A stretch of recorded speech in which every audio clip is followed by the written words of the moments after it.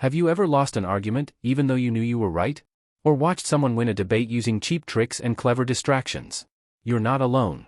It turns out, there's a whole strategy behind that. And one 19th-century philosopher exposed it all. His name? Arthur Schopenhauer. His weapon? A razor-sharp essay called The Art of Being Right. In it, he outlines 38 techniques people use, not to uncover the truth, but to win an argument, even if they're completely wrong. But don't get it twisted, Schopenhauer wasn't encouraging dishonesty. He was exposing it. He was warning us. He saw how, in the heat of debate, people often care more about their ego than the actual truth. And so, instead of reasoning honestly, they resort to manipulation. Let's break down a few of these tactics, some clever, some shady, and some you'll recognize all too well. The strawman fallacy. Take what your opponent says, twist it into something extreme or ridiculous, and then attack that version instead. Example.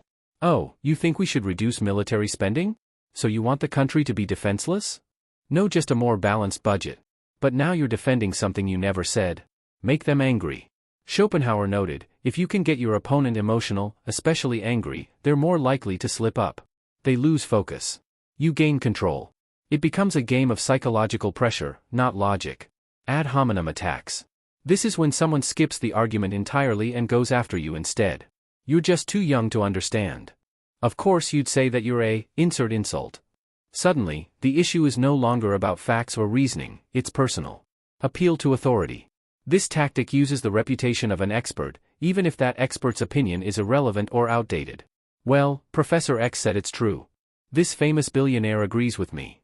But Schopenhauer reminds us, truth doesn't depend on who says it. It depends on what's actually being said. Force a false choice. This one boxes you in. The speaker gives you only two options, even when there are clearly more. Either you support this law, or you don't care about public safety. Now you're stuck defending a position that ignores the nuance in the middle. Schopenhauer's insight was that these tactics work. Not because they're wise, but because they're persuasive. And that's the dangerous part. Debate, at least in theory, is supposed to bring us closer to the truth. But in reality? It often becomes a performance. A contest of who can sound smarter, louder, or more confident. As Schopenhauer wrote this essay, he layered it with sarcasm. He wasn't handing us a guide for deception, he was holding up a mirror. He wanted readers to see these tactics being used, so they could recognize and resist them. Because once you see the game being played, you're no longer at its mercy. Why this still matters today. Think about how debates play out online. YouTube comments. Twitter threads. Political arguments on Facebook. Most aren't about seeking understanding, they're about scoring points. The loudest voice often wins.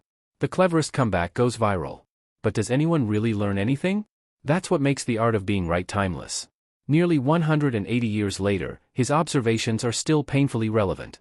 Because human nature hasn't changed much. So what can you do? Here's the twist.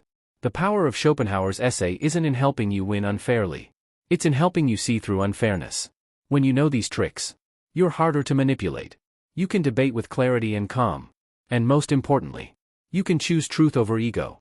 So the next time you find yourself in an argument, pause. Ask yourself, am I trying to understand? Or just trying to win? Am I responding to the point? Or just defending my pride? Because The Art of Being Right reminds us, anyone can play the game. But it takes wisdom to know when it's not worth playing. If you enjoyed this breakdown, give us a like, hit subscribe, and check out more timeless book right here on Summary Lab. And remember, the smartest person in the room isn't the loudest.